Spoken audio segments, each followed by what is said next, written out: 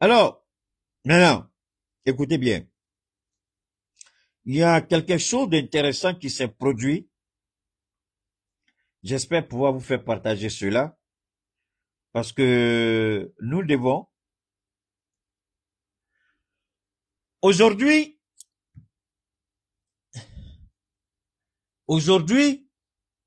je répète, aujourd'hui, en Arabie Saoudite, c'est là où j'interpelle les petits présidents, les Ouattara et autres. Moi, je ne considère pas Ouattara comme un grand président.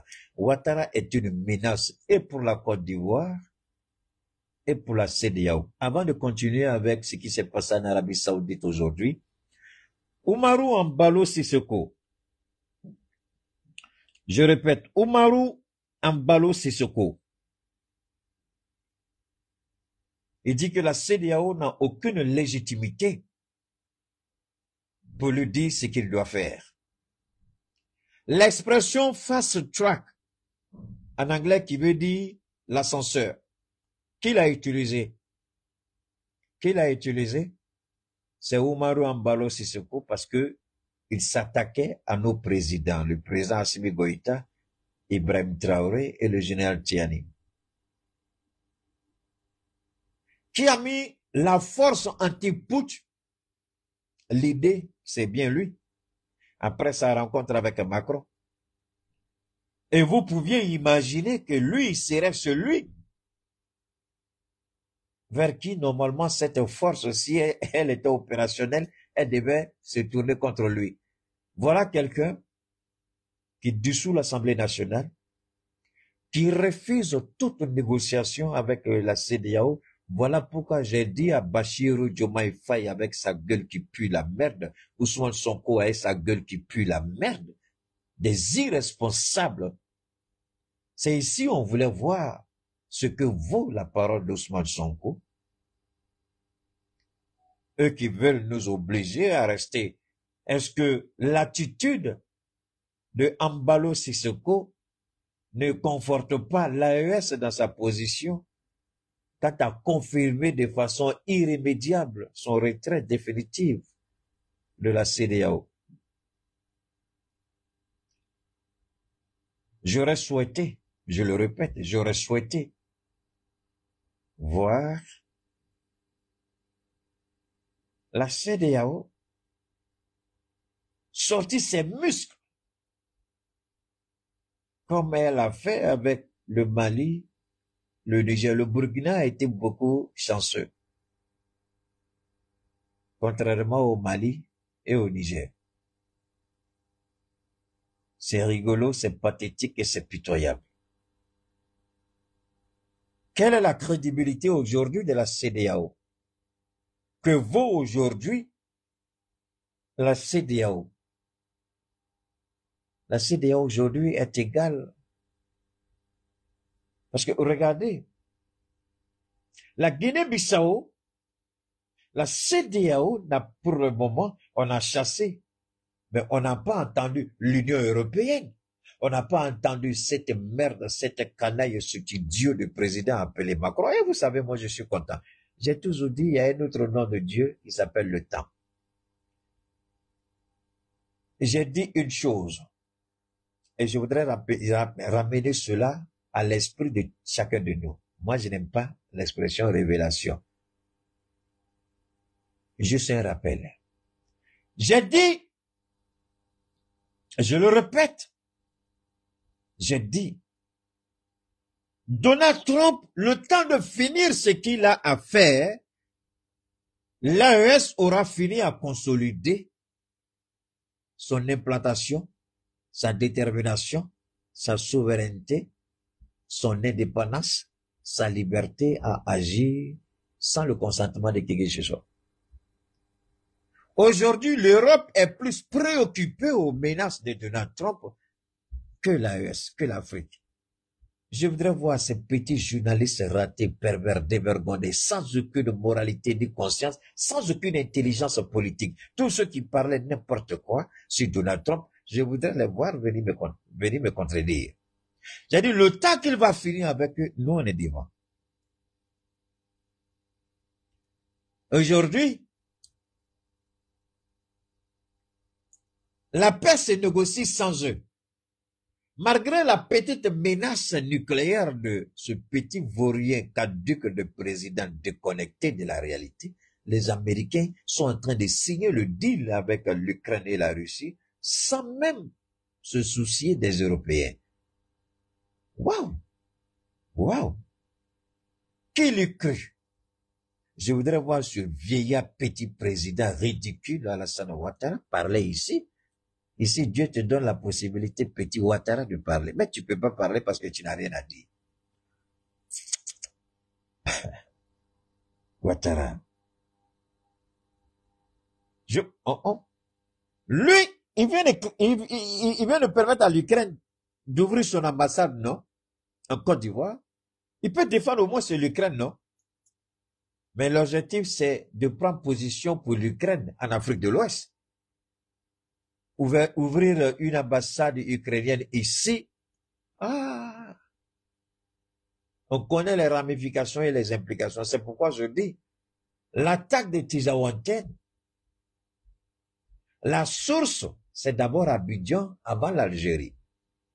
Parce que le renseignement ukrainien ne pouvait pas agir ainsi sans être soutenu, un, par la DGSE, deux, par, comment on appelle, DST, voilà, surveillant du territoire, je crois, un truc comme ça. La direction de la surveillance du territoire, DST. Ça, c'est la Côte d'Ivoire.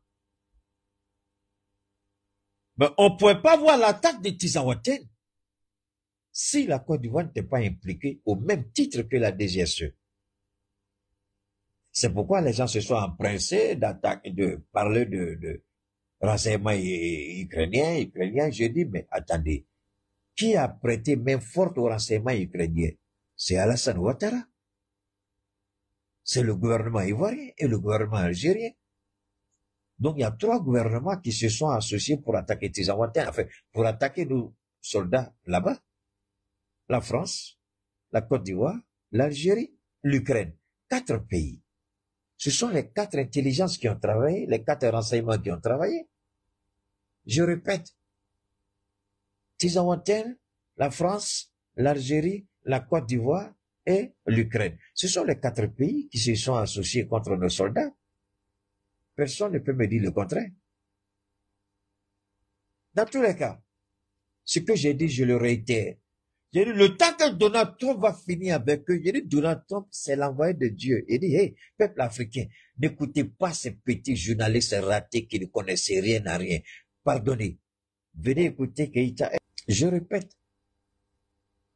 J'ai dit, le temps que Donald Trump va finir avec eux, nous, on sera devant avec l'AES. Maintenant, il parle de rééquiper l'Europe à hauteur de 800 milliards de dollars ou 800 milliards d'euros. Oh. Oh. Donc, ils étaient en arrêt, donc ils étaient en retard alors. 800 milliards. Waouh, ça c'est une bonne chose. Donc, désormais, ils auront un voisin à qui, vraiment, ils devraient, enfin, vers qui, je ne sais pas à qui, vers qui, quelle est la bonne expression, mais en tout cas, la Russie est à leur porte. Donc, nous, on va respirer et puis on va amorcer notre développement. C'est pourquoi vous ne devez pas laisser Alassane Ouattara au pouvoir. Vous devez faire tout pour chasser Alassane Ouattara du pouvoir. Et on fera tout pour vous aider dans ce sens. Pas avec les armes, mais avec le verbe. Avec ses propres propos. Avec ses actions. On va le démonter, on va l'humilier et on va le chasser du pouvoir. Je sais qu'il n'est pas prêt à partir. Il préfère mourir au pouvoir avec les armes que de quitter. Parce qu'il sait que quand il va quitter le pouvoir, il y a beaucoup de choses que les Ivoiriens vont lui demander. Beaucoup de comptes qu'il doit rendre aux Ivoiriens. Et je vous parie que Ouattara est prêt à mourir et à se sacrifier que d'accepter une défaite et une transition pacifique du pouvoir. Bon, on va revenir. On ne fait que commencer le direct. Donc,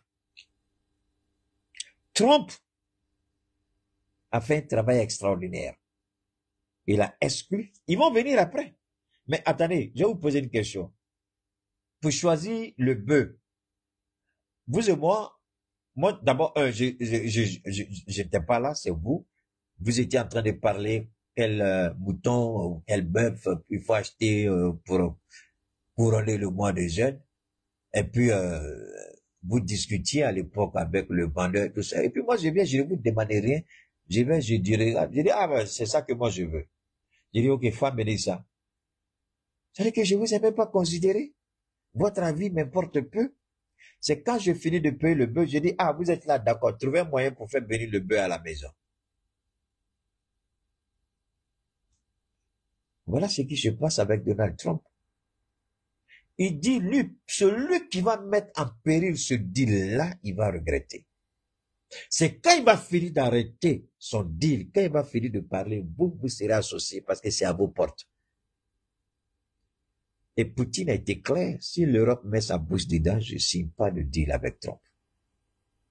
Est-ce que Trump travaille pour Poutine ou Trump travaille pour quoi? Mais en réalité, il se bat pour la paix, mais il a compris, il connaît Poutine. Donc la vérité est sortie. Alors, j'ai pas fini avec la CEDEAO, hein. Vous savez, ça c'est comme ça qu'il a fait ses directs, d'accord? Alors, que fait Zelensky?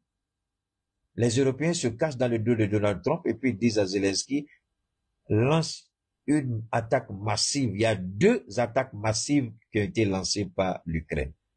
La première attaque massive, c'était contre Starlink, non, contre X, ancien Twitter, là, X, c'est les Ukrainiens, avec les Anglais, les Français et les Allemands. C'est leurs différents services de renseignement qui ont lancé l'attaque contre X. Et Elon Musk a dit, pour faire ça, il faut disposer de ressources. Mais ce qui est intéressant, quand vous faites ça, au lieu que Elon Musk ne pleure, il est content. Au moins, il a vu les failles de sa compagnie. C'est pourquoi je vous dis toujours, quand quelque chose vous arrive, ne voyez pas toujours le mal, le mal, le mal. On dit ce qui ne vous tue pas doit vous rendre fort. Donc, regardez, ce qui est arrivé, c'est ce qu'Elon a fait. Il dit, d'accord, j'ai vu, donc vous pouvez faire ça. Il a vu les failles. Il dit à ses enfants de travailler sur ça. Ils ont vu son truc, ils ont lancé un défi. Ils ont paralysé. Il dit, d'accord. Parce que il avait dit que si l'Ukraine refuse d'aller à la paix, il va déconnecter la connexion Internet de l'Ukraine.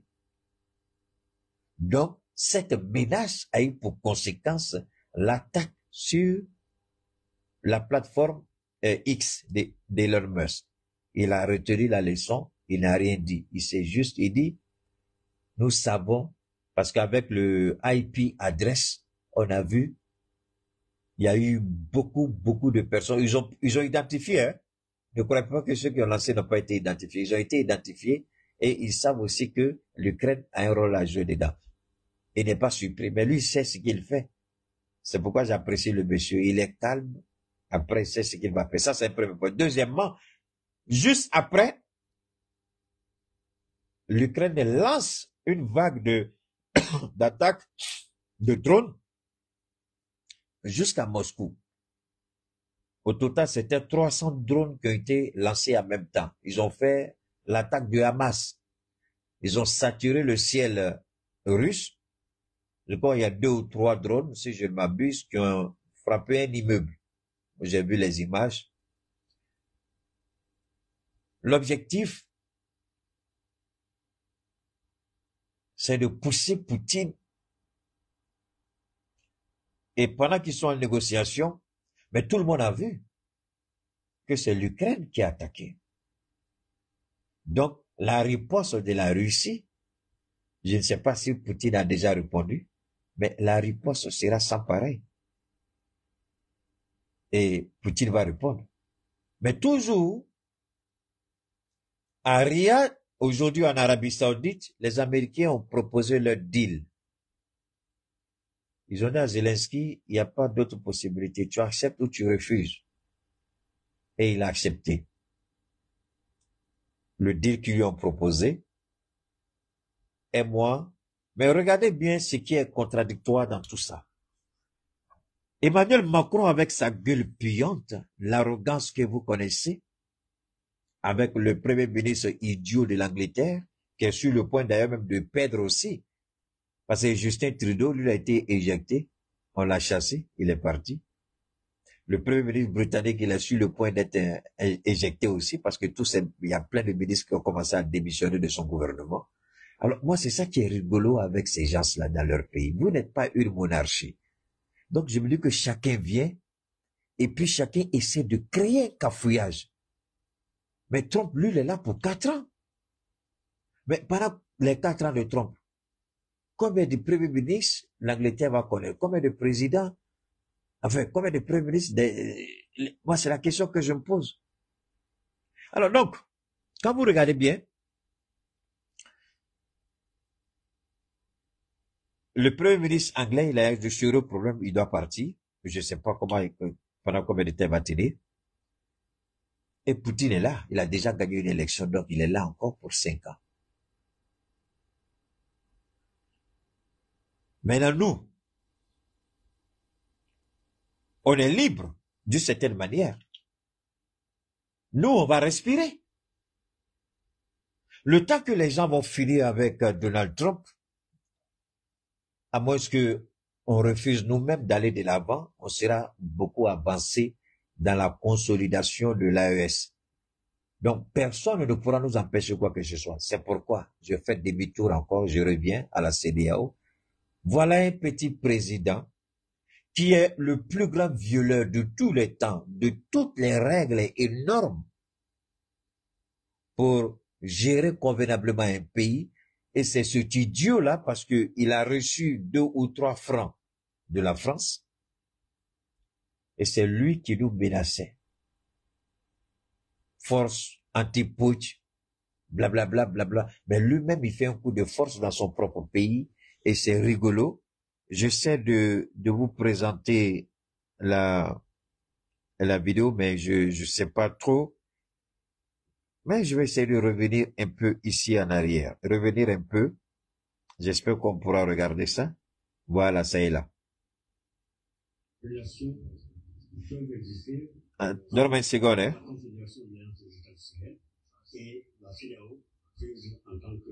Bon. Quand vous écoutez ce qu'on vous dit par rapport à la visite du président ghanéen, il y a beaucoup trop de mensonges dedans. En réalité, ça n'a rien à voir avec la CEDEAO. Mais un président de la CEDEAO, un président membre de la CEDEAO dans un pays de l'AES, ce qu'il a dit, je l'ai dit à maintes reprises, ses propos ont été sortis hors contexte. Mais j'ai un peu honte. Je n'ai pas vu un journaliste malien. Je n'ai pas vu un journaliste burkinabé. Même si ça se fait, je m'en excuse, parce qu'au Burkina, je sais qu'ils font beaucoup de débats, mais j'espère me tromper. Au Niger, c'est la même chose. Ici, les propos du président ghanéen sont sortis hors contexte. La raison de sa visite, c'était une promesse qu'il a faite. Deuxièmement, l'une des raisons de sa visite, c'était de consolider les liens commerciaux entre le Ghana et chaque pays de l'AES. Et c'est lui qui a désigné un envoyé spécial de l'AES. Et c'est celui-là qui sera chargé désormais dans des négociations entre l'AES. Et d'ailleurs, le Ghana sera grand sortant, grand favori par rapport à son port. Donc, les pays de l'AES vont certainement, en tout cas, avant l'ouverture d'un canal, si un jour il doit y avoir un canal, on peut diversifier notre voie d'approvisionnement. On peut le faire par le Ghana, on peut le faire par le Togo. Le Maroc est en train d'ouvrir une nouvelle voie, un corridor, Maroc directement AES. Je ne sais pas à quoi cela va ressembler, mais c'est un projet que le roi du Maroc veut forcément réussir. Lui, à son niveau, je suis pas contre lui, mais d'accord. On va revenir ici. J'espère que cette fois-ci, ce sera la bonne. Voilà. Alors, ce qu'il faut retenir, revenons ici. Ça tombe très bien. Ça tombe très bien. Oh là là, non, c'est pas ça. Permettez-moi une seconde. Permettez-moi, je vais vous faire, voilà. C'est ça que je vais vous faire écouter. C'est cette partie-là que je voudrais vous faire écouter. Alors, dans cette relation entre la CEDEAO et l'AES, en ce qui me concerne, il n'y a pas palabre. Les conditions ne sont pas encore réunies. Donne-moi une seconde. On va écouter. Domingos Simoes Pereira, bonsoir. Vous êtes le président du Parti africain pour l'indépendance de la Guinée, du Cap-Vert, PAIGC, et ancien Premier ministre. Une réaction à la candidature du président Embalo? Tout d'abord, vous remercier de m'avoir. Vous dire que... Vous vous rappelez, ce minable vaurien président appelé Embalo, il a dit que sa femme lui aurait demandé de ne pas être candidat et qu'il va écouter le conseil de sa femme, il ne sera pas candidat. Dites-moi si je me trompe. C'est ce qu'il a dit. Mais là, il est candidat là. Il est candidat. Et qu'est-ce qu'il fait? Il est en train de museler la presse, museler l'opposition, bâillonner l'opposition, arrestation, instrumentalisation de la justice. Et ça, c'est au vu et au su de la CEDEAO. Mais, attention, c'est lui qui parlait de force anti-putsch. Et c'est lui qui fait ça dans son pays. Je n'ai pas vu Ousmane Sonko parler. Je n'ai pas vu Bachirou parler. Vous voyez, j'ai toujours dit dans mes propos, l'argent ne corrompt personne. Le pouvoir ne corrompt personne. Mais l'argent et le pouvoir révèlent la vraie nature d'une personne. Non. Ce n'est pas le pouvoir qui va vous faire ceci. C'est votre véritable nature. C'est ce que vous êtes. Ouattara, c'est sa véritable nature que nous voyons aujourd'hui. Mais on va écouter ça et puis on va aller en Côte d'Ivoire. Guinée-Bissau qui s'oppose à que Embalo se présente. Tout ce qu'on demande, c'est que la Constitution soit respectée. C'est-à-dire? C'est-à-dire que les mêmes droits de bâtir la campagne, de rencontrer les électeurs, que l'ambiance, toutes les conditions soient réunies pour que les élections se puissent passer dans un climat de... Mais comment vous pouvez dire que les conditions ne sont pas encore réunies? Écoutez, tous les régimes, depuis l'élection, je vais dire l'élection, mais je dirais plutôt depuis le moment que Oumaro Sissoko Embalo est arrivé comme président de la République, il a enlevé tous les droits, toutes les libertés d'expression, de manifestation. C'est ce même-là qui est reçu en pompe à l'Élysée. C'est ce même-là que les médias français se déportent pour aller interviewer, soit à New York, soit chez lui, soit dans d'autres pays. Voilà le véritable visage de la France, de l'Europe. Ceux qui sont prêts, et c'est cet idiot-là, avec le voleur de Ouattara, on va revenir tout à l'heure, c'est eux qui veulent bâillonner l'AES. Et c'est cette merde, cette canaille, qui dit qu'il faut créer la force anti-putsch. Voilà la réalité. Est-ce que la CEDEAO a une crédibilité aujourd'hui? Est-ce que vous croyez que la visite du président ghanéen joue à la faveur de la CEDEAO ou démontre à suffisance que le Mali, le Burkina ont très bien fait d'avoir quitté la CEDEAO? C'est pourquoi cette canaille, cette merde avec sa bouche qui pue la merde, quand il parle, sa bouche est remplie de yaourt, là, André Silver-Collin. Je lui demanderai quand même d'avoir une cure dentaire d'abord, rectifier ce lait-là qui sort toujours quand il parle, qu'il fasse une cure dentaire avant de vouloir s'attaquer au président de l'AES. Voilà la réalité de la CEDEAO. Si la CEDEAO ne peut pas se faire écouter, si la CEDEAO ne peut pas imposer sa volonté, si la CEDEAO ne peut pas faire respecter le droit Parce que la bonne gouvernance, ça fait partie de la charte additionnelle de la CEDEAO. Le respect. Mais alors, ils veulent qu'on fasse quoi? Vous n'avez qu'à regarder ici. Vous n'avez qu'à écouter ça. Aujourd'hui, cet idiot d'Ambalo donne raison à 100% à la CEDEAO. Ça vous relaie. Il donne 100% raison à l'AES. Il nous donne 100% raison. On a bien fait d'avoir quitté la CEDEAO. La CEDEAO ne ressemble qu'à une coquille vide. Aucune souveraineté, aucune légitimité. C'est parce que Ambalo sait que la CEDEAO ne vaut absolument rien qu'il s'est permis cela. Le jour qu'on quittait la CEDEAO, on a dit c'est fini pour la CEDEAO est morte. Les gens ne nous ont pas cru. Aujourd'hui, c'est Ambalo. Demain, ce sera Ousmane Sonko et son frère, Diomaye. Après-demain, ce sera Alassane Dramane Ouattara lui-même. Donc, la CEDEAO aujourd'hui ne joue d'aucune crédibilité aux yeux des peuples africains. Oumarou Ambalo Sissoko n'a fait que confirmer le départ du Mali, du Burkina et du Niger de la CEDEAO.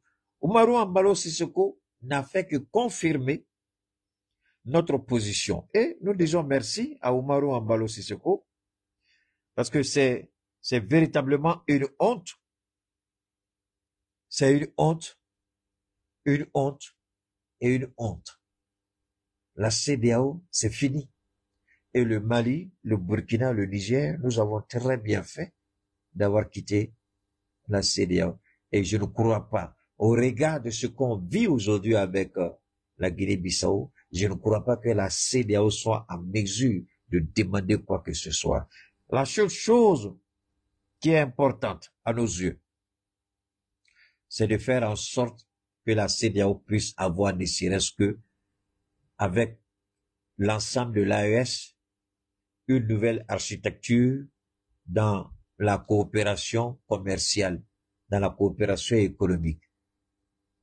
Et que les pays si je peux me permettre, les pays de la zone franc, de l'UMOA, fassent tout pour respecter les tests de l'UMOA. Parce que si les tests de l'UMOA sont violés, les pays de l'AES se réservent le droit de quitter l'UMOA. Et si on quitte, ce sera la dévaluation du franc CFA. Et la dévaluation du franc CFA n'aidera pas la France, qui est déjà super endettée. D'accord? Alors, ceci dit, il y a ici. Pourquoi pensez-vous, je voudrais rapidement ici, on va aller directement à la Côte d'Ivoire, je vous en prie, on va aller directement à la Côte d'Ivoire. Sinon je peux remonter encore pour faire revivre, n'est-ce pas, cette situation. On revient en Côte d'Ivoire. Voilà ce que la déclaration à l'opinion nationale et internationale. Nous sommes en 2027 en Côte d'Ivoire. Le Wako, un village de la commune de Yamsoko, qui existe depuis plus de 200 ans, et en voie d'être rayé de la carte de la Côte d'Ivoire. Ben a octroyé plus de 800 hectares de nos terres au chef de village de Kouchouchou. Sur ces 800 hectares, écoutez, se trouve notre village, le Bako. Pourtant, ces deux villages sont séparés depuis des siècles par une limite naturelle reconnue de tous, qui est la rivière Koussouba. Je m'arrête là. Vous voyez, Sur des territoires, ce qui est dangereux en Côte d'Ivoire et ce que les Ivoiriens doivent comprendre et faire beaucoup attention. Ce qui a envenimé la crise en Côte d'Ivoire, le foncier rural, si je ne m'abuse, a eu son lot de déception, de frustration, de colère et de vengeance. Des enfants, des petits-enfants de tel ou tel, dont les grands-parents ou les parents à l'époque avaient concédé une partie de leur plantation, soit à des Maliens, à des Burkinabés ou à toute autre personne de cultiver, parce qu'à l'époque, ils se sont dit, l'hectare est tellement, je peux pas m'en seul. Alors, les enfants arrivent, ils veulent forcément partager le terrain, ils veulent morceler, et puis ils se rendent compte qu'il y a d'autres personnes qui sont dessus. Alors, la question, les gens se disent, mais attendez, ça c'est la...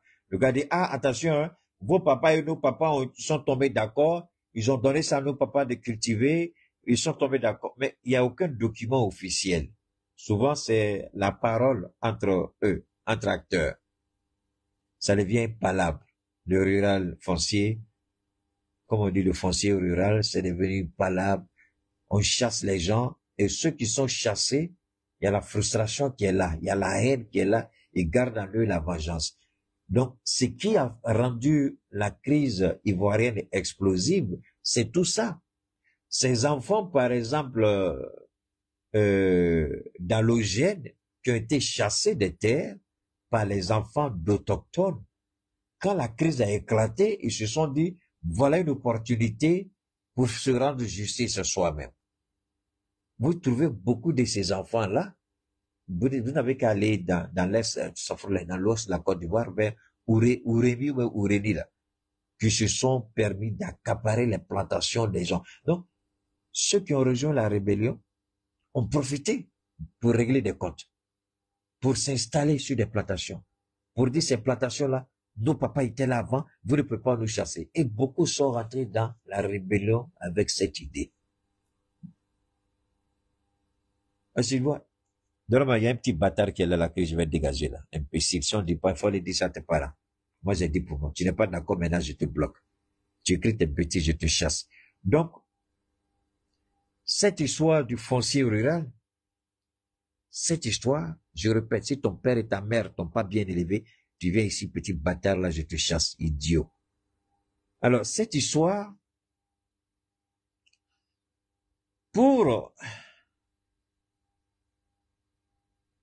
je répète, cette histoire du foncier rural, beaucoup ont pris les armes avec la rébellion pour dire c'est le temps, c'est maintenant ou jamais. Vous avez entendu Koné Zakaria que je vous ai fait écouter Koné Zakaria. Il dit l'injustice. L'injustice dont tu parles, l'injustice était de deux ordres. Quand je dis Alassane Ouattara est le mal en Côte d'Ivoire, je vous en prie, avec une intelligence, écoutez-moi, les petits bâtards qui viennent ici, je les chasse de mon direct. Donc, je répète, quand Koné Zakaria parle d'injustice,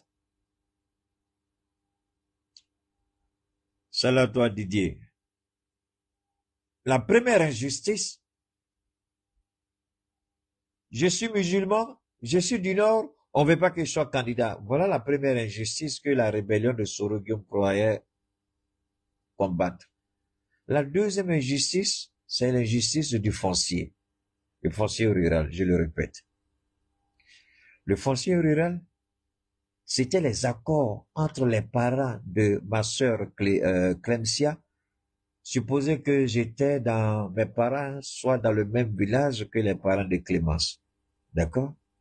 Et dans le même village, les parents de Clémence disent, ah, on a été voisins, ah, il y a votre fils même qui a marié notre fille, d'accord, donc vous pouvez prendre une partie, hein, on est beaux-parents, c'est pas un problème, la plantation, c'est tellement, ah, il y a il faut prendre, hein, il faut que tu veux, il faut t'occuper de ta famille. Voilà, c'était un peu comme ça en Côte d'Ivoire. Et, quand les villages ont commencé à se développer,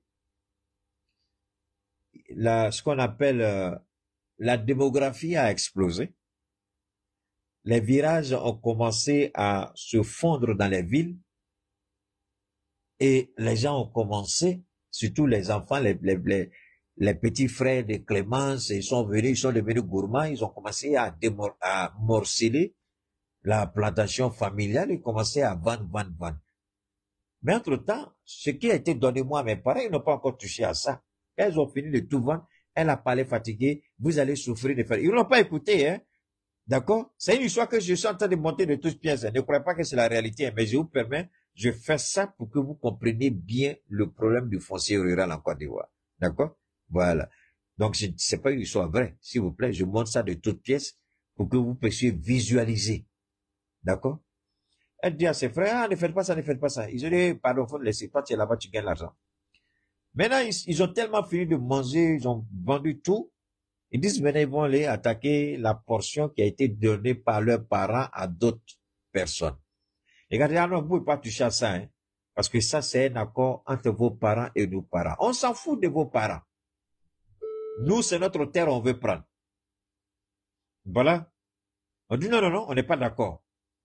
Et puis, les frères de Clémence arrivent à chasser les gens et puis ils prennent le terrain. Cette fois-ci, au lieu de vendre, ils ne vendent pas, ils commencent à cultiver, à produire. Et puis, Soro Guillaume vient avec sa rébellion. Les frustrés, là, qu'on a chassés, là. On dit, on a besoin des gens pour prendre les armes. Eh, non, non, ça va. Non, attention. Non. Dougoul n'a pas tout à l'heure. Dougoul n'a pas tout à l'heure. Tu comprends? C'est pour nous, c'est pour nous, c'est pour nous. Et puis, je connais Zakaria dit, ah, il y a mal fait l'état pour réparer l'injustice. Il dit, ah, d'accord, injustice en nous, c'est dedans. Donc, chacun prend les armes. Ils accompagnent. Chacun rentrait avec son idée dans cette affaire de rébellion. L'idée générale, c'était Alassane Ouattara, c'était l'injustice, mais chacun rentrait avec une idée de vengeance. Ce qui a rendu cette crise meurtrière et jusqu'à aujourd'hui, ça n'a pas été résolu parce que le voleur qui est là-bas, le criminel qui est là-bas, le mal qui est là-bas, l'inconscient qui est là-bas, il n'a jamais voulu toucher le problème. Il a préféré garder la crise du foncier ouverte, mentir aux Ivoiriens. Ibrahim a géré ça, hein. Ibrahim dit désormais la terre appartient au Burkinabé. C'est fini. Personne, aucun étranger n'a droit d'acheter une partie de terre ici. Ibrahim a géré pour lui. Donc, Ouattara ne gère pas la crise, il laisse. Ouattara laisse. Il fait exprès. Parce qu'il veut voler. Il a une intention. Ouattara n'est jamais venu avec l'intention de construire la Côte d'Ivoire. Ouattara est venu avec l'intention de montrer un peu qu'il fait du bien, mais surendetter le pays à mort, parce qu'il ne pardonne pas aux Ivoiriens de l'avoir chassé de la Côte d'Ivoire, de l'avoir traité de Burkinabé. Alors que être Burkinabé, c'est une fierté, c'est un honneur. Mais lui n'a jamais pardonné ni aux Ivoiriens, ni au PDC-RDA, ni à certains politiciens. Mais elle avait sa façon à lui, puisqu'il a une femme criminelle, sorcière, il a une façon à lui de gérer la situation. Alors, Ouattara est là et puis il regarde. Il dit rien. Maintenant, la crise commence. C'est ça qui est là. Ils ont fini de tout vendre à Abidjan. Lui, les Libanais, les Marocains, avec sa femme. Maintenant, il faut s'attaquer à la capitale politique.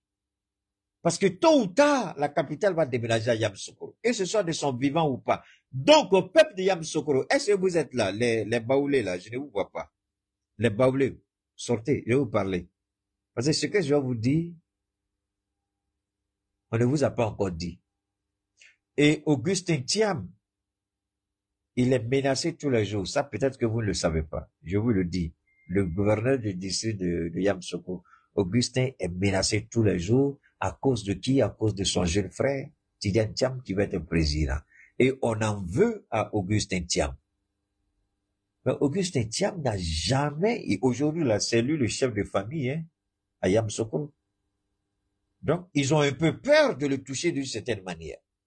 Je peux vous dire que c'est la bénédiction du fouet, c'est la protection sur le parapluie protecteur du fouet qui protège Tidiane Thiam et Augustin Thiam. Parce que Ouattara a peur. Il a peur de ces deux-là. S'il fait d'une certaine manière, il va s'attirer les gourous des Ivoiriens. Parce que, soyons sérieux, Tidiane Thiam est plus ivoirien que lui.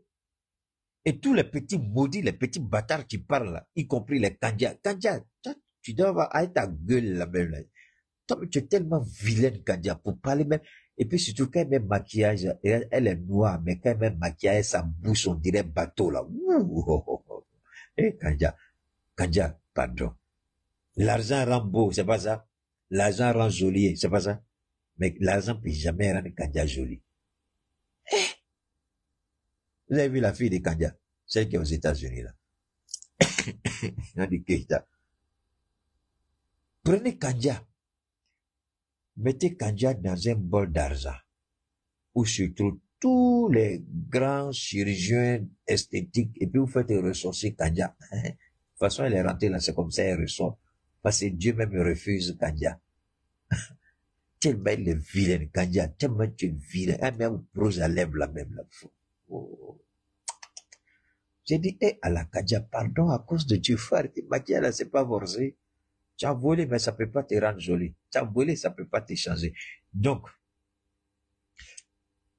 elle a la grande gueule pour insulter tout le monde. Mais ils ont peur des tiens. Parce qu'au fond, il a dit, mes héritiers directs, c'est ceux-là. Et la Côte d'Ivoire se souvient. La Côte d'Ivoire se souvient. Mes héritiers directs, c'est ceux-là. Donc, à cause de ça, au RHDP, ils sont pas aussi stupides, aussi bêtes qu'ils le sont. Parce que s'attaquer à ceux-là, c'est s'attaquer directement à l'héritage du fouet. Vous ne pouvez pas prétendre être au fouettiste et puis attaquer l'héritage du fouet. Vous savez. Alors, ce que je dis ici, là, les Ivoiriens sont pas encore... Je parle pas de tous les Ivoiriens, je parle des idiots qui vont se ridiculiser sur les plateaux de télé, là. Ça, eux, je parle. Et puis les politiciens idiots, là, pas eux tous, hein. Je vous ai dit hier de faire beaucoup attention à cette affaire de Cap-Ladon, alternance, là. Les gens sont en train de dire pourquoi le PPAC n'était pas là-bas. Je vous ai dit, Gbagbo sait ce qu'il fait. Et Ivoiriens, ne tombez pas dans ce jeu. Gbagbo est très intelligent. Gbagbo, gérer directement à le Cap, c'est plus facile pour Gbagbo que de gérer MGCI, COSEP, FPI. Les autres, il n'a pas de problème avec, mais les trois, là, il a un petit peu Simone, à cause du divorce. Mais elle a dit, il y a eu le divorce, c'est vrai, mais c'est la même idéologie. COGEP, c'est la même idéologie. Le Front populaire d'Afrique, c'est la même idéologie. Mais il y a une petite question de personne. Donc, le PPAC peut se retrouver dedans, hein. Ça ne fait pas l'exclusion. Non, non, non. C'est dans l'intérêt même de Gbagbo, quoi. Mais ça, c'est un autre débat pour un autre jour. Alors non. Ils ont fait tout. Le foncier. Thiemogo Asselé, il a fait ses enquêtes au niveau d'Abidjan. Mais ce n'est pas seulement Yamoussoukro. Le monsieur parle de 200 ans, c'est pas seulement Yamoussoukro. Pour quelqu'un qui connaît Yamoussoukro comme moi, pour y avoir vécu quand même une grande partie de ma vie, Yamoussoukro, Tchoumoudou, Thiébissou, le village de choses là, Clemsiadom, le village de Abdoulaye Diallo là. Donne-moi le nom du village là, d'Abdoulaye Diallo. Oui, merci à toi, Transit Immobilier. Abdoulaye Diallo, pardon. Donne-moi le village d'Abdoulaye Diallo là, qui le repose en paix, il est décédé maintenant. C'était le bras droit de Fouet là. Djekanou, voilà. Quand vous prenez Djekanou, Toumoudi, Tchébissou, merci beaucoup, Yamoussoukro, et puis vous remontez un peu comme vers Boaké. Boaké, ils ont déjà commencé. D'accord? Donc, quand vous regardez tout ça, et puis quand vous remontez pour aller un peu vers, entre Boaké et Yamoussoukro, qu'est-ce que vous croyez? Je le dis aujourd'hui, je le répète. Merci beaucoup, c'est Djekano. La capitale politique sera Yamoussoukro. Ouattara n'a pas le choix, que ce soit de son vivant ou pas. Mais quand il veut vendre tout, ça veut dire déjà qu'il y a des promoteurs immobiliers qui sont intéressés par rapport à Yamoussoukro. Et regardez ce qu'ils font. Ils le font dans le dos du gouverneur du district de Yamoussoukro. Comme ils ne peuvent pas le combattre, il faut passer par des actes illégaux, dans des actes contraires.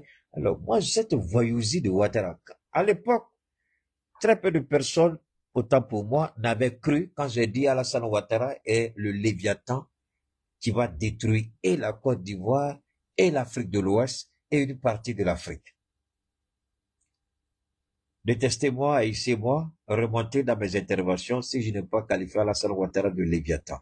Vous allez trouver le gros serpent de mer qui avale tout, qui détruit tout sur son passage. J'ai dit, et à l'époque, j'avais dit au président Bédier, si tu trahis au faux et que tu acceptes de rentrer dans le RHDP, tu auras vendu au faux, pardon, la deuxième mort d'Oufoué Bédier, ce sera toi. L'arme politique d'Oufoué, c'est le PDC-RDA. Et le PDC-RDA ne peut pas se fondre au RHDP. Regardez l'idiotie, la malhonnêteté de Ouattara. J'aurais souhaité voir Ouattara dire, au regard de ce que le PDCI a fait, au regard du combat du PDC-RDA par rapport à l'indépendance de la Côte d'Ivoire, j'aurais souhaité que nos partis, nos formations politiques se fondent dans le PDC-RDA parce que nous sommes sortis du PDC-RDA. Ok, merci beaucoup. Ça fait 7 ans que je dis ça, le Léviathan. Donc, Ouattara ne dit pas ça. Ouattara dit il faut dissoudre le PDCI, c'est-à-dire il faut détruire l'image d'Oufoué. Et beaucoup de gens ne font pas la lecture entre cette volonté de Ouattara. Ouattara veut effacer. Si jamais le PDCI-RDA meurt aujourd'hui, je vous jure au nom de Dieu, Ouattara fera tout pour faire effacer le nom d'Oufoué des manuels scolaires. Ouattara fera tout, même la maison d'Oufoué, là. Il va vendre ça, la tombe d'Oufoué, là, le caveau familial, là, et ils vont fermer. Pour aller dans le caveau, je vais vous expliquer, le caveau, allez-y, regardez, il y a NCI, même si je n'aime pas la télévision NCI, ils ont fait un documentaire qui remonte à quelques mois. Il n'y a pas trop longtemps de cela. Est-ce que vous savez la chapelle d'Oufoué qu'il a construite à l'intérieur de sa maison, là où il va prier?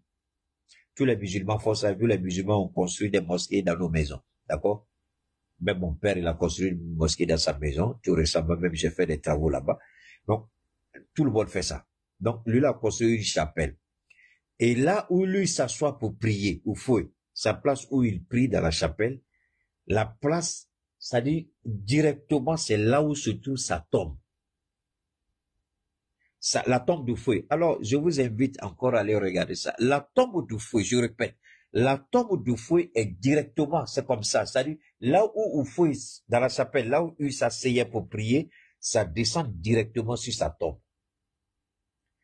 Et pour aller dans la tombe d'Oufoué, il y a un petit, ils ont fait un petit, je n'ai peut-être un canal, je sais pas comment vous appelez ça en bon français, hein? Ils ont fait une ouverture souterraine, d'accord? C'est comme un tunnel, voilà. Il y a comme un genre de tunnel, puisque c'est donc le tunnel, vous entrez dans le tunnel et puis vous voyez les tombes exposées, n'est-ce pas? Les sœurs d'Oufoué, le frère d'Oufoué, le petit frère d'Oufoué, le grand frère d'Oufoué, les grandes sœurs d'Oufoué, les petites sœurs d'Oufoué, les Fété, les Djeneba. Bon, je connaissais plus Fété et Djeneba parce que mon père m'a amené là-bas, hein, à la résidence de Fété à Kogodi. On allait là-bas tout le temps. Donc, et c'est là que même à Yamoussoukro, j'ai été aussi à la résidence d'Oufoué. Donc, c'est des choses enfin, vous voyez la tombe là. Je vous explique tout ça pour que vous compreniez quelque chose. Ce monsieur-là, que vous appelez votre président, là, il a l'intention maléfique et sataniste de faire quelque chose. Et il veut effacer le nom d'Oufoué de la mémoire des Ivoiriens. Il veut que la Côte d'Ivoire ne se souvienne que de lui, Alassane Ouattara. Mais malheureusement, même si on reproche beaucoup de choses à Oufoué, je suis le premier à critiquer Oufoué, mais pourtant ma soeur Clémence, et je n'ai jamais de problème avec le PDC-RDA. Le PDC-RDA suit mes interventions. Il y a des cadres du PDC avec qui j'échange. Le président Tidiane Thiam, il regarde mes interventions. J'ai une relation avec tous ces gens-là, malgré que j'ai renoncé volontairement à ma nationalité ivoirienne, qui m'a été donnée par mon père, parce que je ne suis pas ivoirien, je suis des Maliens. Et je suis fier de cette nation. C'est pas seulement la nationalité malienne et ivoirienne. J'ai même renoncé à la nationalité américaine. Donc, entre Ivoiriens et Américains. Mais je me dis, c'est Dieu. Que je sois Américain ou pas, ce que Dieu fait, ça, Dieu ne fait pas parce que vous êtes Américain. Dieu ne fait pas parce que vous êtes Ivoirien. Dieu ne fait pas parce que vous êtes Saoudien. Mais Dieu le fait parce que vous êtes dans l'écosystème de Dieu. Et quand vous êtes dans l'écosystème de Dieu, Dieu travaille en vous. Vous vous rappelez, j'ai dit qu'il appartient au petit Gbagbo Souleymane Koné. Dieu l'a mis à une autre position. Soit il accepte de suivre Dieu et il rentre dans cette bénédiction, soit il s'oppose à Dieu et il paye le prix. Regardez l'accueil qui a été réservé à Souleymane Gbagbo quand il est arrivé au Burkina.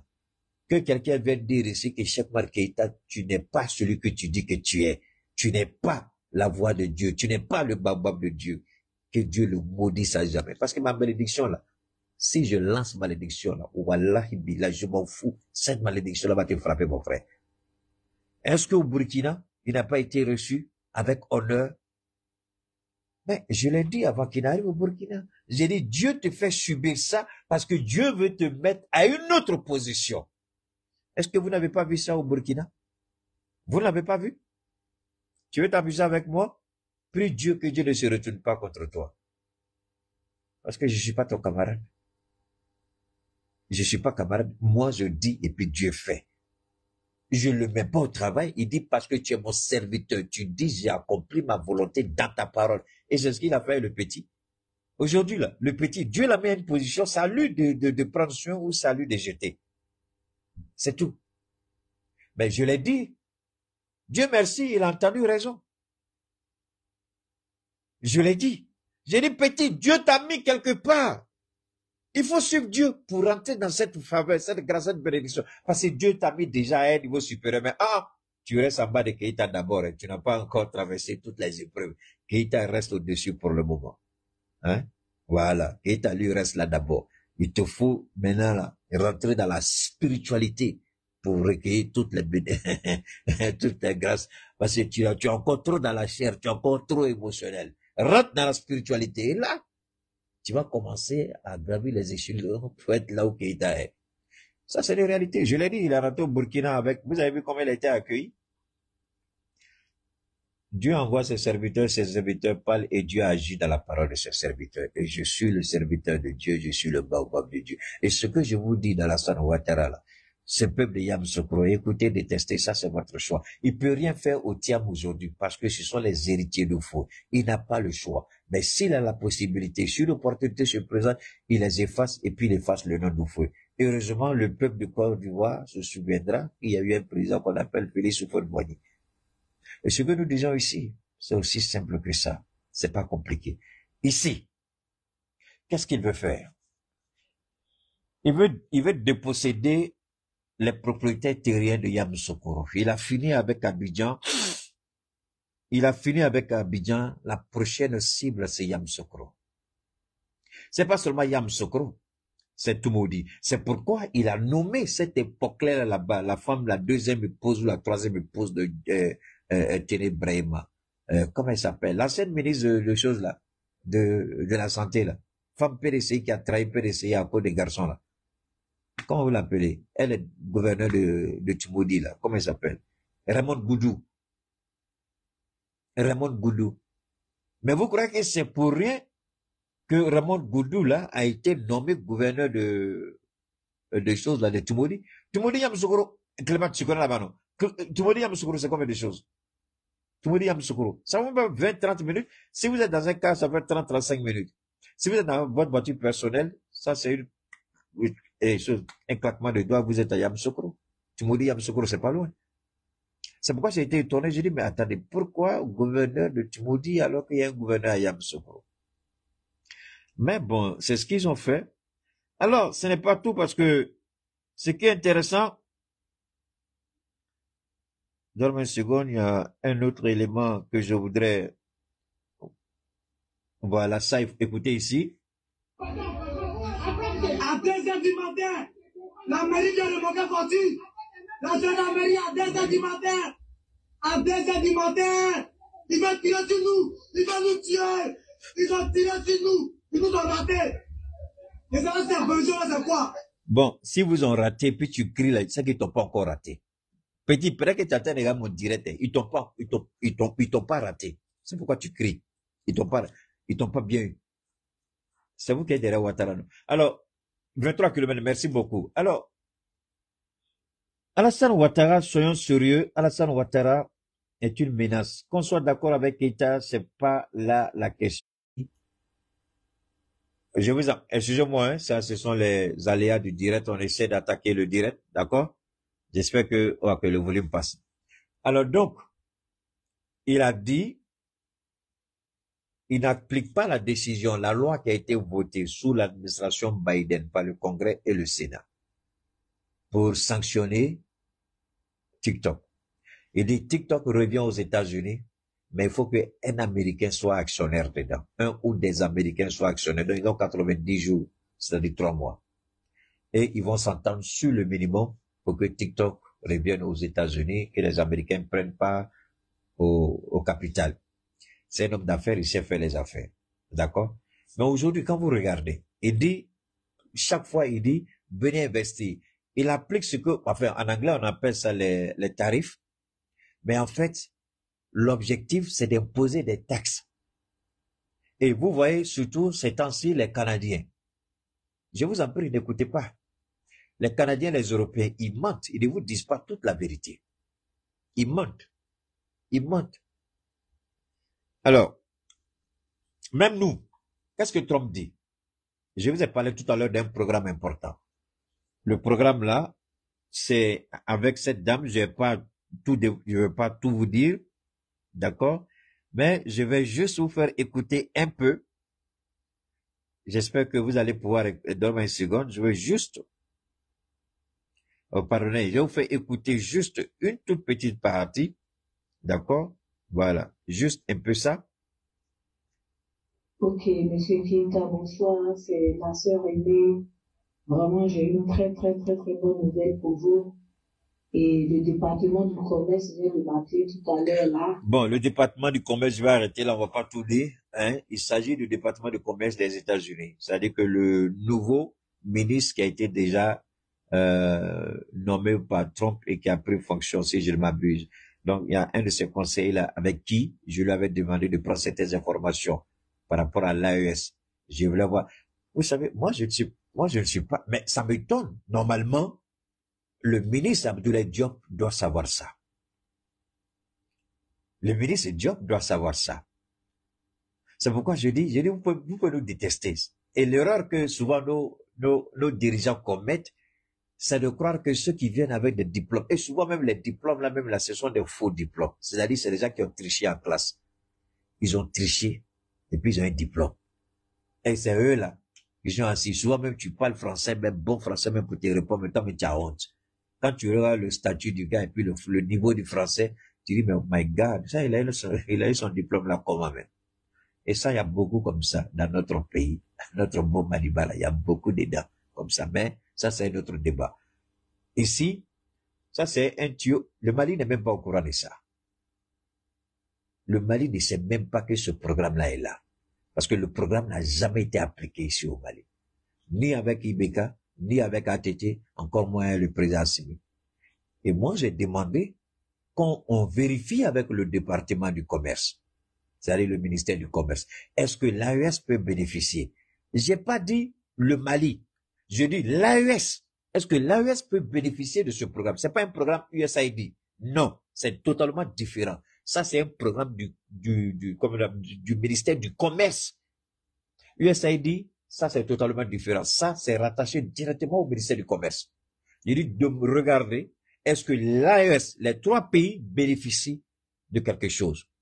Ils ont regardé, il y a une enveloppe de 480 millions de dollars disponible et le fonds est disponible pour 2025.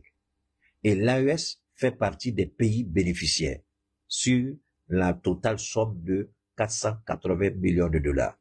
Mais notre ministre ne peut pas me dire ici. S'il dit qu'il est au courant, il n'a qu'à me dire qui gère. Parce que la personne qui gère ça là, elle et moi là, on est comme ça. Même si le ministre appelle aujourd'hui, on va lui dire, elle va me dire, ah, Keita, ton ministre a appelé. Même si Assimi appelle, wallah, billah, elle va pas sortir, elle va dire, Keita, Assimi, ton président vient d'appeler ici. Parce que déjà, mon nom elle est en train d'enregistrer mon nom là-bas. Donc, ça veut dire que personne ne peut passer dans mon dos pour avoir ce programme si je suis pas dedans. Mais je le fais pas parce que moi, je cherche un intérêt. Je le fais pour l'AES. Je dis bien l'AES, tous les pays de l'AES. C'est pas un don gratuit. Non. C'est un financement avec un taux zéro, qui tourne autour de 0,93, 0,96. Et puis vous le payez à votre rythme. C'est fait pour aider. Et le développement du Ghana. Elle m'a dit Keïta, le Ghana, les gens pensent que quoi? C'est le programme là qui a mis le Ghana sur pied. Les Ghanéens ont eu beaucoup d'argent dedans et ils ont lancé leur propre business. Vous pouvez construire un hôtel avec. Vous pouvez ouvrir une usine avec. Et le gouvernement même peut avoir des financements.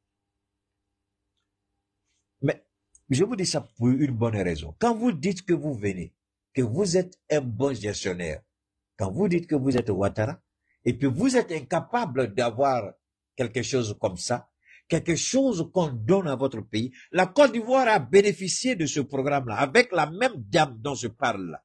Alassane Ouattara a circuité la dame, il a court-circuité la dame avec Kanya Kamara et le mari de Kanya Kamara. Les Américains ont fermé le programme pour les Ivoiriens, et puis ils ont chassé le mari de Kamara. Elle était, et Sidi Safoura, il était ambassadeur aux États-Unis. Ils disent, on lui donne pas. Ouattara, c'est pas quand je regarde, on dit Ouattara relation, bravetier. Ouattara a échoué. Il est parti, les Américains disent, tant que la dame n'est pas dedans, 5 francs, on ne donne pas à la Côte d'Ivoire. 5 francs, on ne donne pas. Et ils n'ont pas donné, ils ont chassé Ouattara. Mais la femme, elle a la chance. Je ne vais pas rentrer dans d'autres choses. Quand Ouattara l'a recontacté, elle a refusé. Pour d'autres raisons personnelles que je ne vais pas évoquer ici pour question de sécurité. Ouattara est mauvais. Ouattara voulait éliminer la dame là. Pour prendre le programme. Oui. Il voulait éliminer la dame. Quand je dis que Ouattara, le mal de la Côte d'Ivoire, c'est Ouattara. Cet argent-là pouvait aider combien de jeunes en Côte d'Ivoire pour les empêcher d'aller mourir sur la mer, comment c'est océan, non, c'est ça? Les empêcher d'aller mourir dans l'eau. Ce programme-là pouvait aider plein, des centaines, voire des milliers de jeunes gens. Ça n'a rien à voir avec l'idiotie de Dominique Ouattara, Fassi ou Pepsi, quelque chose comme ça, là. Où l'argent du gouvernement voulait, puis voilà. C'est honte. Donc, cette histoire de foncier, là, faisons attention. Voilà la stratégie de Ouattara. Je vous ai parlé de la stratégie de 20 ans. Voilà la deuxième stratégie que je mets à votre connaissance. C'est pas une révélation. Hier, je vous ai développé la stratégie de 20 ans. J'ai dit, Ouattara, je suis collé à toi. Je vais te démonter. Peut-être, je sais pas, à moins que Dieu décide autrement. Sinon, je vais te démonter. Tu seras rien en Côte d'Ivoire en 2025. Ça reste combien de mois? 8 mois. C'est pas ça? 8 ou 9 mois pour les élections. Alors, Ouattara va créer une situation pour éviter le toilettage de la liste électorale. Je vous en prie. Écoutez, Keïta déteste le, il s'en fout. Ouattara est en train de mettre quelque chose en place. J'ai dit, le mal de la Côte d'Ivoire, Alassane Ouattara, je vais vous le démontrer. Je l'ai suffisamment dit. Ça fait déjà près de quoi? 95 minutes qu'on est connecté. Ça, je sais pas, ça fait combien d'heures, je sais pas. Ouattara décide, pour ne pas faire le toilettage de la liste électorale. Prenez cette partie-là, allez donner à Simone Gbagbo, allez donner à Boni Claveri, allez donner à Papa Gbagbo Laurent, allez donner à Tidjane Thiam, au PDC, peu importe à Fingissa. Cette partie-là, ça échappe aux politiciens ivoiriens. Si vous êtes convaincu que ce que je dis, je ne suis pas Dieu, si vous êtes certain que depuis on est ensemble, cette aventure qu'on a commencé là, moi je vous ai jamais menti. La dernière en date, c'est l'élévation de notre jeune frère Suleiman Gbagbo. J'ai dit, il a compris, et vous avez vu l'entrée en matière quand il est arrivé hier au Burkina Faso. Je le répète ici. Quel est le plan de Ouattara pour ne pas réviser correctement la liste électorale? Vu que le président de la CEI a échoué, Ouattara veut faire quoi? Ouattara veut laisser volontairement, créer volontairement le problème du foncier. Créer la crise du foncier qui va préoccuper et occuper la toile, les hommes politiques. Mais je sais que Laurent Gbagbo est 1h33. Merci beaucoup, Karine. Laurent Gbagbo sait déjà ce qui est en jeu. C'est pourquoi Gbagbo a commencé sa tournée. C'est pourquoi le cap est sorti avant-hier. Ouattara veut laisser le foncier pourrir le climat social pour éviter le toilettage de la liste électorale, la révision de la liste électorale, pour aller avec la même liste électorale qui a fait de ce voleur, ce pédé, ce raté, ce indigne fils Touré Mamadou.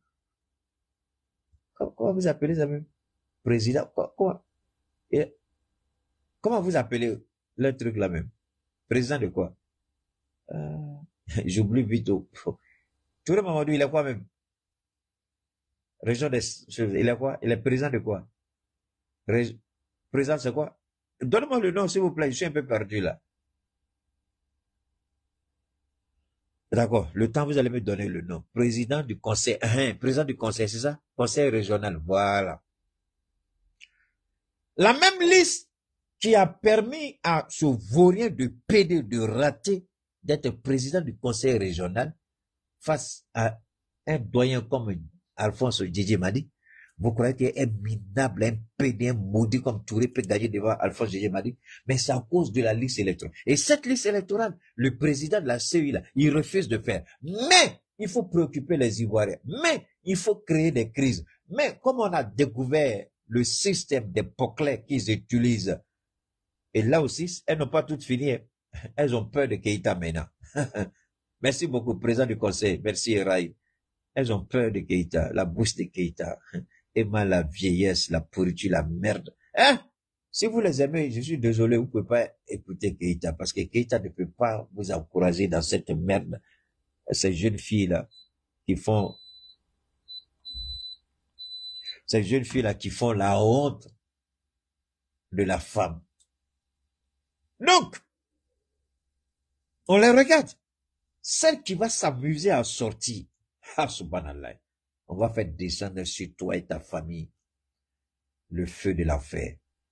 On les regarde parce que c'est quand c'est chaud politiquement qu'on les active, elles sortent. Ah, les prostituées du général Apollo, c'est pas ça? Non, on vous attend au tournant. Mais je dis, tout ce qui est cru sera décru, merci. Je dis, l'affaire de foncier là, qui est en train de venir là, il y a longtemps, il y a problème. Avant, attendez, ça aujourd'hui ça a commencé. Ils n'ont pas fait rébellion avec ça. Qu'est-ce qui a rendu la rébellion plus compliquée? C'était pas affaire de foncier. Ceux qui sont morts, les parents qui sont morts, les frères qui sont morts, les soeurs qui sont morts, ceux qu'on a tués là, est-ce que justice a été rendue? On est venu tuer, c'est-à-dire qu'il y a des gens qui ont pris les armes. Et le jour que ça a éclaté, attends, c'est vous qui avez chassé nos parents. Donc, comme c'est l'heure de la rétribution, de la vengeance, ils vont, et puis, il y a des gens qu'on a brûlés dans leur maison. Ils ont barricadé les portes, et puis ils ont mis le feu à la maison. Maintenant, si on a brûlé, brûlé le document, quel papier vous avez pour dire, la terre là, c'est pour nous, puisqu'ils ont tout brûlé. Juste à cause d'un papier, on a brûlé toute la famille. On a vu ça. Alors, est-ce que justice a été rendue jusqu'à la date d'aujourd'hui? Jamais. Et Ouattara n'a jamais voulu rendre justice et il n'est pas prêt à rendre cette justice. Après 15 ans de pouvoir, c'est ce que Tidjane Thiam a dit. Il dit, mais qu'il rende compte. Qu'est-ce qu'il a fait? Mais attendez, vous croyez que la crise post-électorale, là, il y a une partie noire de la crise qui n'a jamais été élucidée. Il y a un aspect de la crise qui n'a jamais été élucidé. Je répète, qui n'a jamais été élucidé. Et c'est fait à décès. C'est fait volontairement. Aujourd'hui, Ouattara est prêt à réutiliser les Ivoiriens les uns contre les autres par rapport aux problèmes fonciers et éviter la révision de la liste électorale. Parce que si la liste électorale est révisée jusqu'à la fin du monde, Dieu même dans sa bonté infinie va dire Ouattara, pardon, ici là même si on veut t'aider, tiens là ici on peut pas t'aider. Ouattara, on fait la révision de la liste au nom de Dieu. Je jure sur tout ce que M. Ouattara ne peut jamais gagner. Jamais. Si tout est fait de façon correcte. Mais est-ce que vous voyez la CEDEAO met sa bouche dedans? Non. C'est ici on attend la CEDEAO. C'est ici on veut voir la CEDEAO. C'est ici on veut voir leurs compétences, leur souveraineté, leur efficacité. Mais vous n'intervenez que quand les gens ont déjà pris leur décision. Au moins tout est gâté, c'est là que vous venez pleurnicher pour dire non. Aujourd'hui, pour éviter des morts en Guinée-Bissau, on ne voit pas la CEDEAO. Pour éviter des morts en Côte d'Ivoire, on ne voit pas la CEDEAO. Mais comme nous, on n'est plus dedans, ce n'est plus notre affaire. Mais c'est pas parce que nous, on n'est pas dedans. Ce n'est plus l'affaire du président Assimi Goïta, mais c'est l'affaire de tous les Maliens, de tous les Burkinabés, de tous les Nigériens. Parce qu'on a tous des parents là-bas, on a des amis là-bas, on a des frères là-bas, on a des contacts là-bas, on a des connaissances là-bas, on a des business là-bas. Donc, forcer, c'est notre affaire.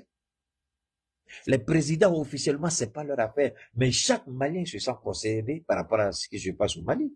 Chaque Burkinabé se sent concerné. Chaque Nigérien se sent concerné parce qu'on a quelque chose là-bas ou quelqu'un là-bas. Forcément, ça nous intéresse. Donc, on a le droit, nous, d'en parler pour que le monde soit au courant de ce qui se passe en Côte d'Ivoire. Et on a le droit d'apporter notre soutien à ceux qui se battent pour la vérité et la justice en Côte d'Ivoire. Ouattara a menti, il a trahi tout le monde. Quand Ouattara venait ici, paix à son âme, qui a financé la campagne de Ouattara? Les Ivoiriens qui ont la sale gueule, là, je vais vous dire aujourd'hui, qui a donné l'argent à Ouattara? Après les Soro Guillaume, après les Nicolas Sarkozy. Qui a arrosé Ouattara d'argent? C'est ici. C'est ATT. ATT lui a donné l'argent pour financer sa campagne. ATT a donné l'argent à Alassane Ouattara pour financer sa campagne. Vous êtes prêts à dire pourquoi Babou Lora a donné l'argent à dire la chose à Jacques Chirac? ATT n'a pas donné l'argent à la chose ici. ATT a donné l'argent à Alassane Ouattara pour financer sa campagne. En retour, on a eu quoi? En retour, on a eu quoi? Mais donc, ne soyez pas surpris que la France, que Gbagbo a financé la campagne d'un président français et que cette même France se retourne contre la Côte d'Ivoire. Mais ne soyez pas surpris. Nous, on a financé la campagne de Ouattara, mais Ouattara s'est retourné contre nous, non? On a financé la campagne de Ouattara et je mets Ouattara, si les garçons, moi-même, je demande à Ouattara, porte plainte contre Keïta si tu es garçon. J'ai les preuves que Ouattara, ATT t'a donné l'argent pour financer ta campagne. On est au courant. Vos envoyés là, vos émissaires là, on sait par où ils passaient pour venir prendre l'argent. C'est pas Soros celui qui t'a donné l'argent. Ta campagne là, on sait comment ça a été financé. Mais en retour, tu lui payes comment? Donc, quand les Ivoiriens, souvent, ils parlent pas tous les Ivoiriens parce qu'on a des gens, il y a beaucoup parmi vous, enfin, beaucoup, je respecte quand même 90% des Ivoiriens, même peut-être pas des 95%, je respecte beaucoup. Donc, en réalité, si vous regardez, il n'y a que peut-être 1%, hein, ça vaut même pas 1%. Si on vous dit à 200 000 personnes, 1%, si la Côte d'Ivoire fait 30 millions, 1% de 30 millions, c'est quoi? C'est 300 000 ou bien? Ouais, c'est ça. 1%, c'est 300 000, non? C'est ça, oui. Si on vous dit à 300 000 personnes en Côte d'Ivoire qui détestent Keïta, est-ce que vous pouvez croire à ça? Moi, je ne crois pas à ça. Donc, je ne donne même pas 1%. La réalité, c'est ça. Et on ne peut pas s'asseoir et puis croiser les bras. La question, Keïta ne dit pas, il faut l'aimer. Mais Keïta dit, est-ce que ce que je dis a un sens? Est-ce que ce que je dis peut aider? Est-ce que ce que je dis il y a une part de vérité. Je ne dis pas que c'est vrai, mais il y a une part de vérité dedans. Mais on connaît trop la Côte d'Ivoire pour mentir aux Ivoiriens. Et vous êtes tous unanimes. Ça là, je mens comment la vérité va sortir demain. Donc, j'ai pas intérêt à vous mentir. Ma crédibilité, Clem Jata disait très bien. Moi, ma crédibilité, ça m'aime pas, donc je n'ai aucun intérêt à aller mentir pour faire plaisir à qui. Dans tous les cas, est-ce que je bats en campagne de quelqu'un ici, non? Si en campagne que je dois battre, qui? Laurent Gbagbo, Afin Guessan, Charles Blé Goudé, Tidiane Thiam, Simon Gbagbo? Non. Moi, je dis que la Côte d'Ivoire gagne. Je me battrai pour le peuple ivoirien, je me battrai pour la victoire de la vérité, c'est tout. Parce que, vous savez, il faut que la vérité soit dite.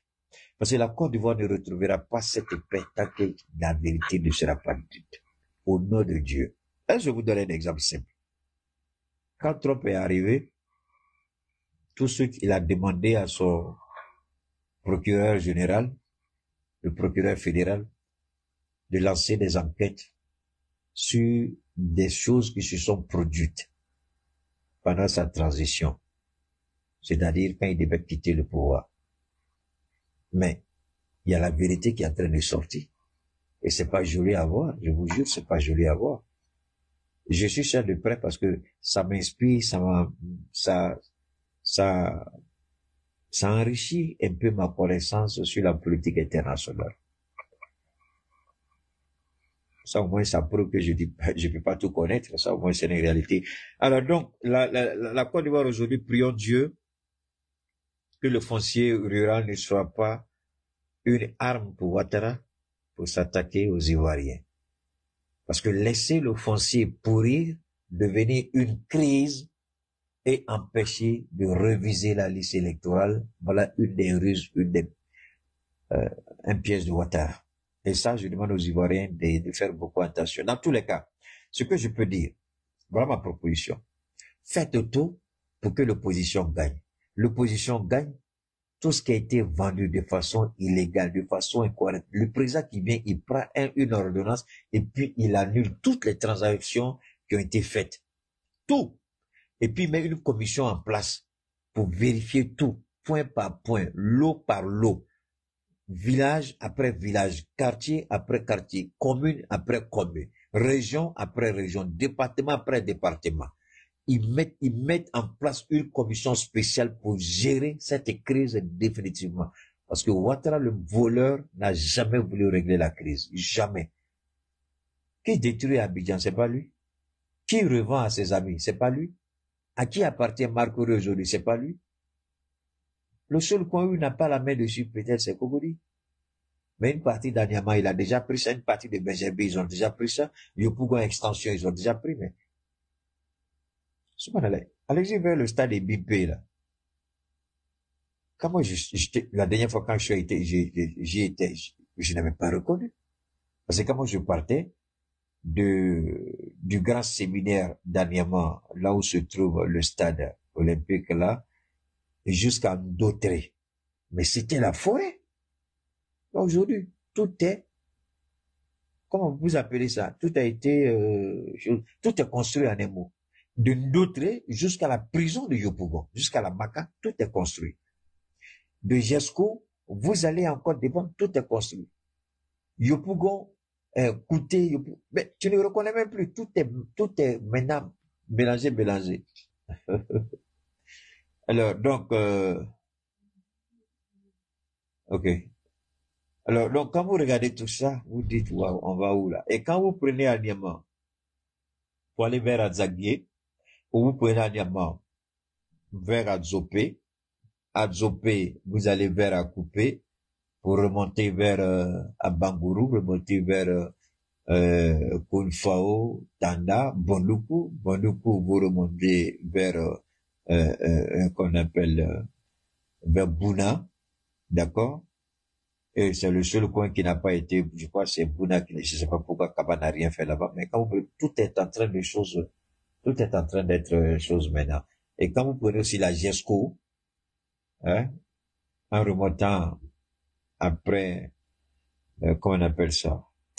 Vous voyez les péages là, et puis ça continue jusque, vous prenez l'autoroute du Nord, c'est fini, tout en train d'être.